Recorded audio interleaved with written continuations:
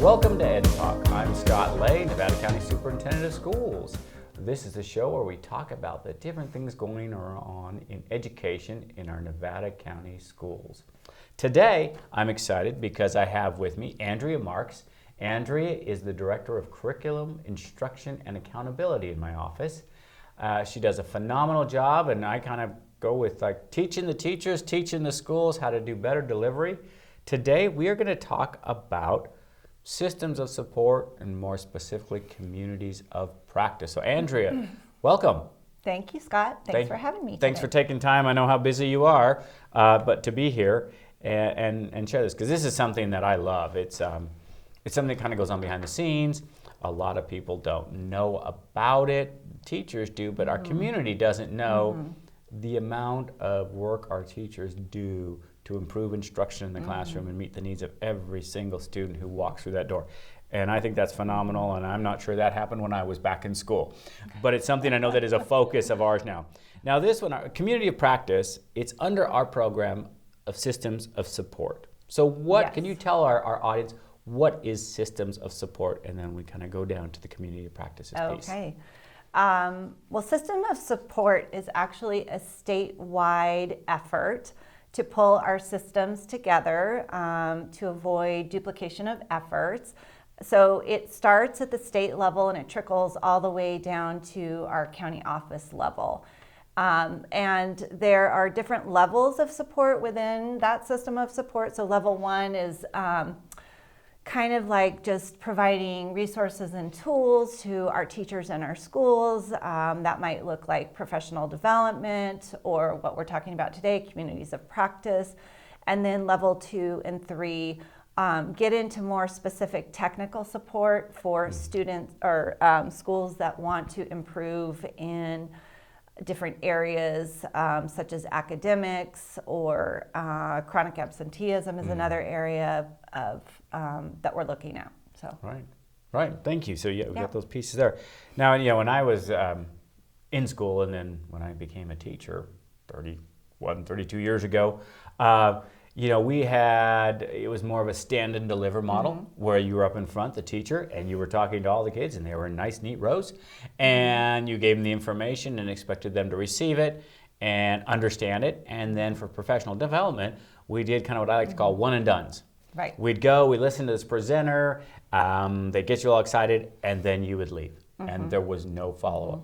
How is it different now, what we're doing? And I just want to say, as a former teacher, I remember that as well, attending one and done professional development and being really excited, and then going back to my classroom and being really overwhelmed and not being able to implement right away. So that is one of the key differences between traditional professional development and a community of practice. The community of practice is where teams come together and they look at data, they come up with what they think is a problem of practice, and it's like a mini action research project where they talk about how they want to address that problem of practice. They want to go try something out in their classroom. Maybe they have a way to measure its effectiveness, and then they come back together to debrief. How did it go? How can we improve? What do we want to change for next time?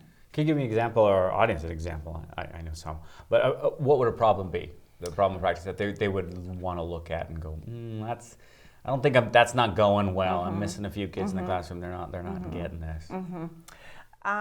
Well, one of our communities of practice going on, we just started this year, is around chronic absenteeism. Right. And it has been big. It's across our county. It's actually across the state. Yeah, it's state. Well, after COVID. Yes. After we're COVID. seeing changes in, I'm not sure I'm coming to school every day. Exactly. Exactly. Yeah. And so, there's data behind that, and so many of our districts are coming together to kind of tackle this problem. And we haven't gotten to figuring out. Right now, we're looking at data, and we're doing a root cause analysis. We're trying to figure out what are the reasons behind this. And then what can we do to solve the problem? So the idea is that these teams, each from a different district or school, will go back, try something out, we'll come back together as a community of practice, and evaluate how did See it how go. it worked out. Right. How'd it go for you guys? How'd it Yeah. go over there? Exactly. Perfect. So that gives Yeah. us a concrete example of that. Now, this is definitely a change, as you and I mentioned, from when we started in this profession. And so obviously anything when we change it, it's because the research shows. So why, I mean, it sounds simple, and I think our audience can, why is this new model better? Why is it better? Yes. It is, there has been a movement in education around continuous improvement or improvement or implementation science. And the Carnegie Foundation for the Advancement of Teaching is sort of behind this, although there are many other players across the world really who have utilized this model. And as we discussed previously about your experience as a teacher and the delivery of professional development, it's better because what it does is it sets up a structure so that teachers can learn something and then immediately apply it with support. So they have a team that joins them in evaluating its effectiveness. Time is carved out in their schedule, in their calendar, which is huge. And so they can try these things out, and it doesn't just become a piece of information that you want to get to eventually, but you're not really able to. Right. That's and you huge. have colleagues that you can talk about it with. And that is Yeah. huge. I remember when I started, I was the only grade level teacher at a very small school district in the county. And I didn't have anybody to bounce those ideas off because we were geographically isolated. Yeah. There wasn't time to go. I didn't have a cohort. And so you're trying different things, hoping Right. and asking some of the more veteran teachers, but they were in different grade levels. So their students might react differently. So yeah, this is just the way to go. And obviously, Right. yeah, And much better for a everybody. key component of the community of practice is that groups of teachers or groups of educators are getting into the classroom together. So it's really hard to reflect on your own practice when you can't observe yourself. And so that's where a lot of the aha moments come from. Yeah, which is always scary Yeah. to film yourself Yeah. or have others come into your classroom and watch you teach. That's you Really really got to open scary. yourself up Yes. for that kind of critique, but so invaluable. So as we go into this, I know there are three communities of practice, and I think you touched on one, absenteeism, but can you go kind of talk about each one of those? Sure. Well, our first one started 5 years ago around universal design for learning.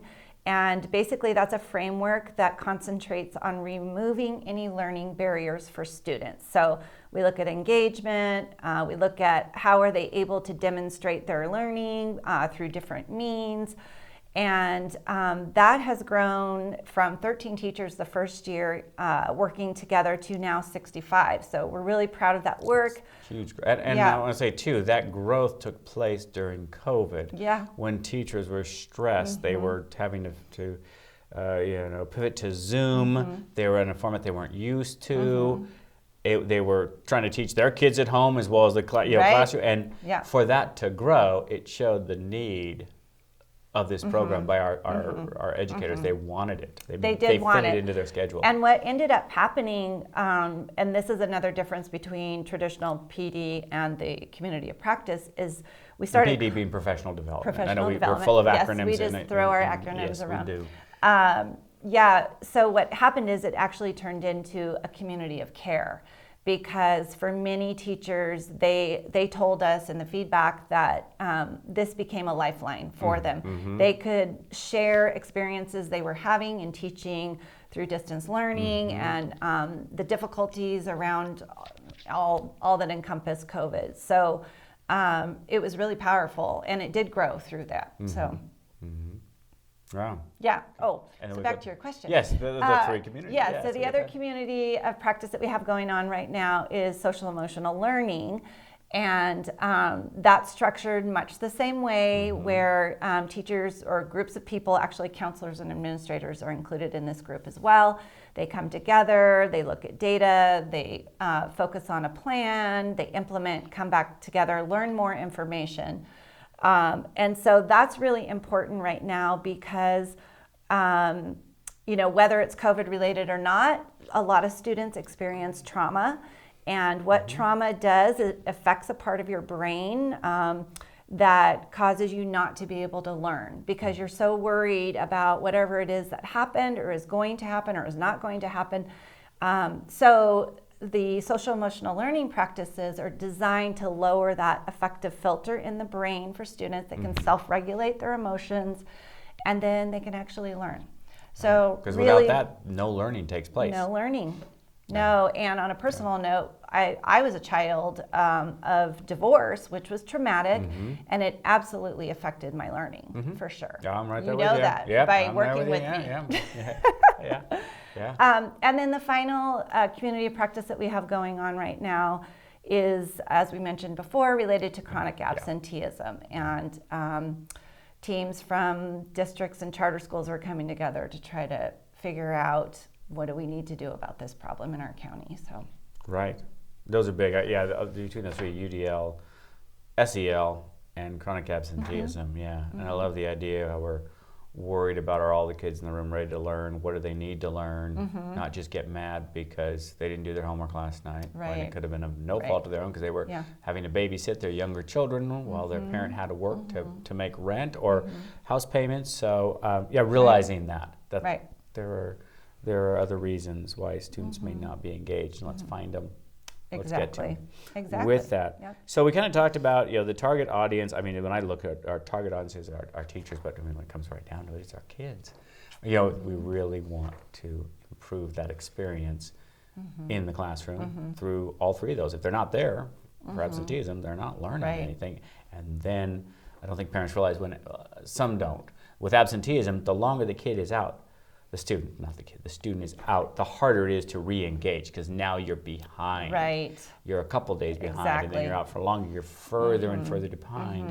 It makes it very difficult for that student. They start to question self-worth, and I'm stupid, and I don't get it. I'm not part of the group, and so tough. So it's great, and I know it's across the state. That's a big one, chronic absenteeism, and we're that's gonna take the whole community working with us to get there.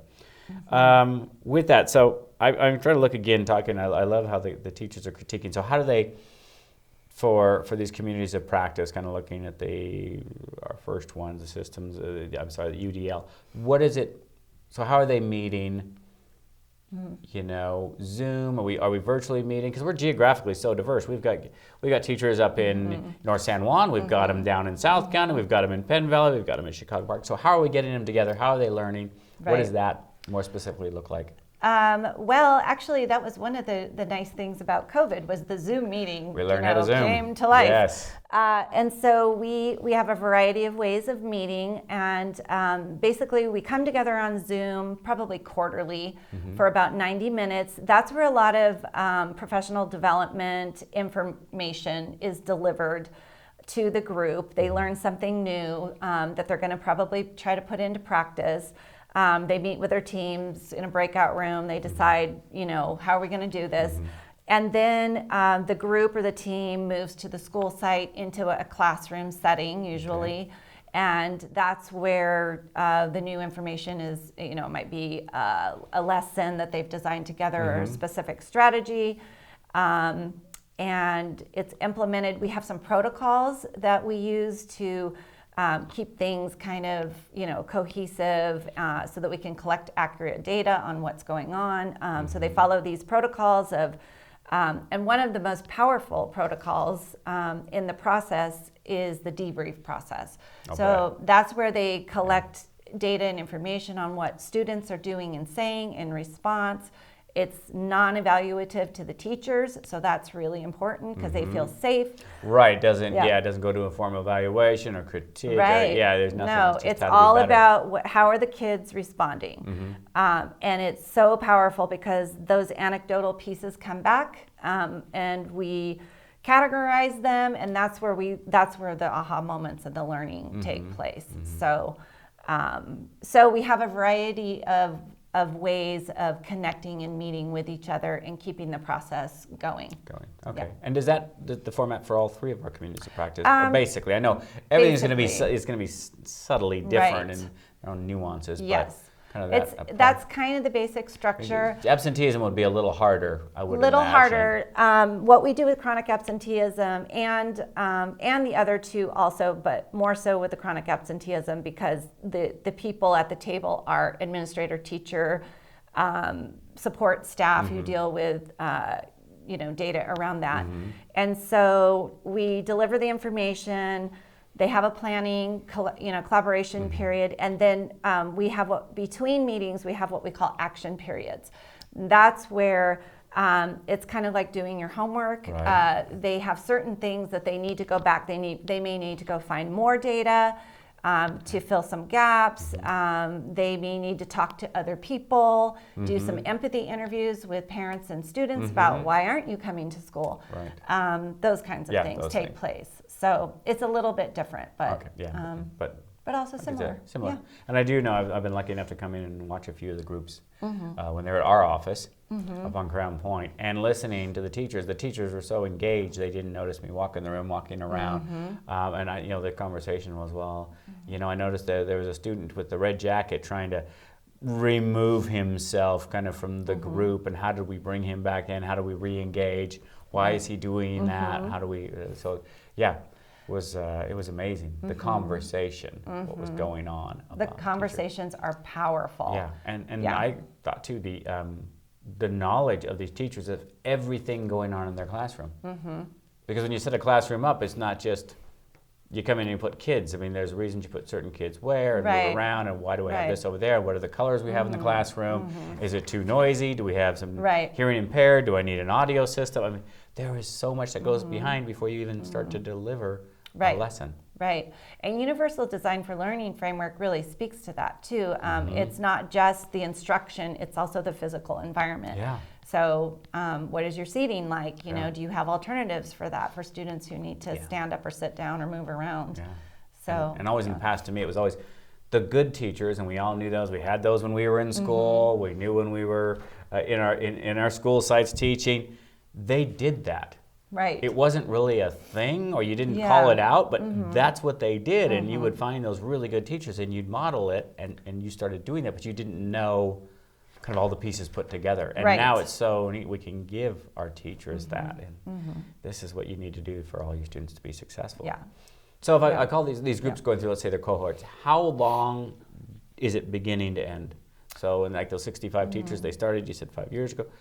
Is it continual? It's ongoing, or is it like a 3-year and great, you graduated and now we've got a new cohort coming through to train a new group of teachers? It's, one of our goals of the project is to build capacity in teachers so they can go back to their districts and lead others. So it hasn't worked exactly like that because of COVID and different things, but basically, I just totally lost my train of thought. Sorry. Oh, it's okay. Can you ask me the question again? I can do that. Absolutely. I do that all the time. No, we were talking about, kind of how long are they in, let's say, their UDL or the SEL. How long do they go through? You're saying because COVID kind of messed up what we thought was going to be the process. Thank you, Scott. I You're appreciate very welcome. that. Wow. Absolutely.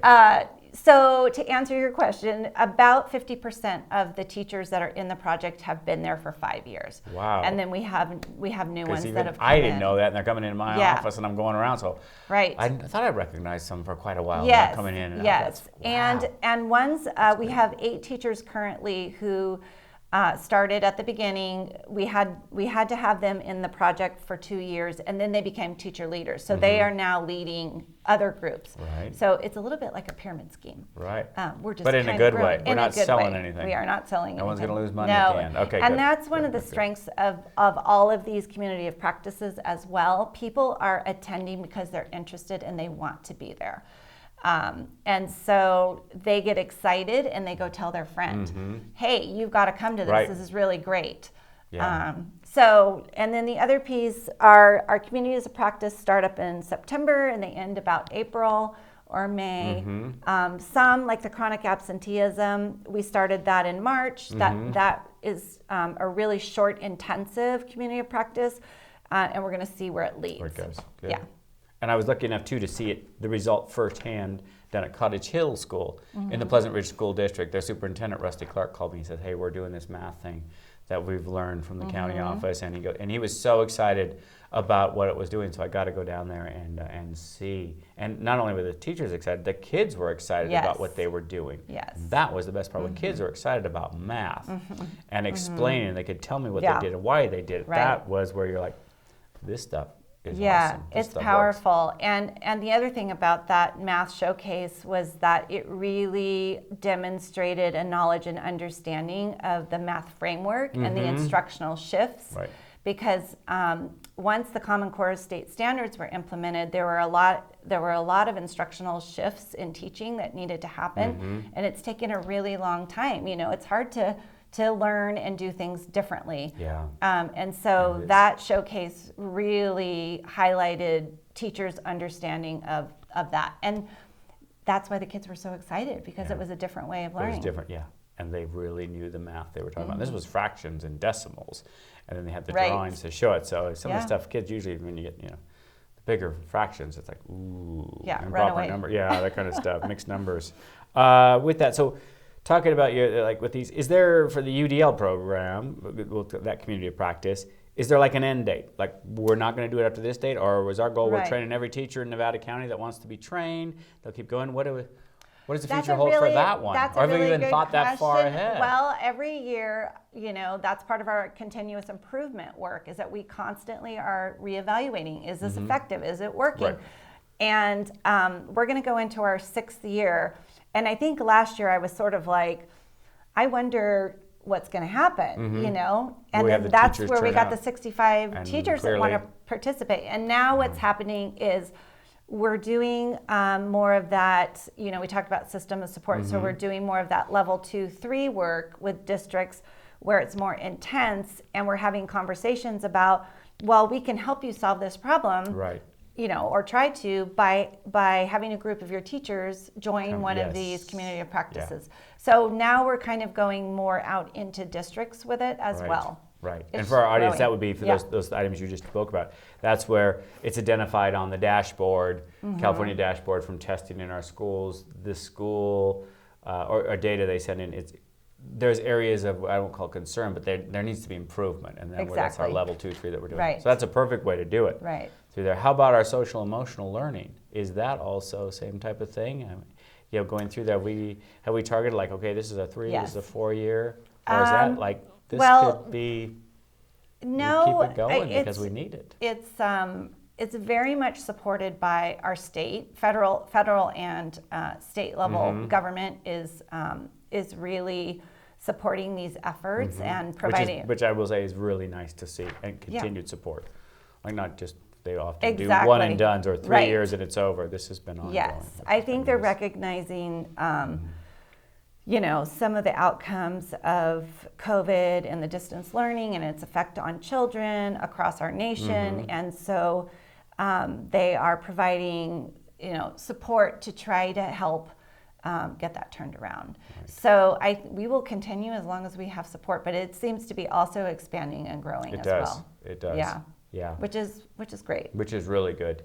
And then our last one, I know, absenteeism. We really kind of just jumped into that. And so that we probably don't know. I mean, as soon as we get 100% attendance, then we know we're done. Right, in all our schools. It would be that's so our great. marker. That's the goal. That would be great. One of the things that also has been a little bit of a mind shift with continuous improvement work is that it takes time. Yeah. It takes time, and it took time to get here. That's time right. to get out. Exactly. So I think it's probably something we'll continue to work on next year. There's a lot of work that has to be done, but we'll hopefully reflect and improve and keep going. Right. Yeah. So the last thing I've got for you is there anything else we're thinking of looking at in the future, like maybe add a 4th? Or if we finish the one, adding one? Anything you and your team are like, that's an area we might want to dabble in? I think we're looking at mathematics. There's currently a rural math grant project, another sort of community of practice with the same structure that I just described, going on with different county offices. So it hasn't moved down into our our county, Right. but we do have teachers working with one of our improvement specialists from, I think, 3 different districts currently learning. And then again, we're trying to build capacity so we can bring it back Yeah. here. Great. Yeah. Fantastic. And for our audience, if they want to know anything more, can they go to our webpage and find out more information? Yes, they can. All right. They can go to our ed services. Which is nevco.org, www.nevco.org, Yes. nevco.org, right? And they Yeah. can just go there, tab down, and find more information. Right. Yep. Fantastic. Perfect. Well, Andrea, thank you so much You're for welcome. being here today and being able to tell our community more about these amazing programs and the amazing work our teachers are doing for the benefit of all our students in the county. Yep. Thanks All for right, having me. Thanks. And I want to thank our audience for tuning in. This has been Ed Talk. Take care.